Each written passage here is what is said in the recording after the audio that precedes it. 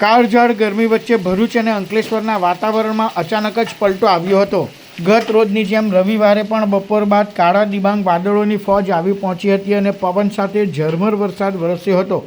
વરસાદના પગલે વાતાવરણમાં ઠંડક પ્રસરી હતી અને લોકોને ઉકળાટ તેમજ બફારાથી રાહત મળી હતી। રવિવારની રજા લોકોએ વરસાદની મજા વચ્ચે માણી હતી। નૈઋત્યનું ચોમાસું વિધિવત રીતે બેસી ગયું હોય તેવો માહોલ જોવા મળ્યો હતો।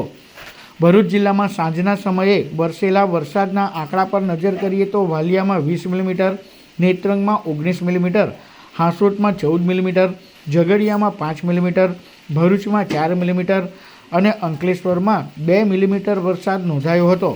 સત્તાવાર ચોમાસું શરૂ થતાં પહેલાં જ અત્યાર સુધી મોસમનો કુલ 16.22% વરસાદ નોંધાઈ ચૂક્યો છે।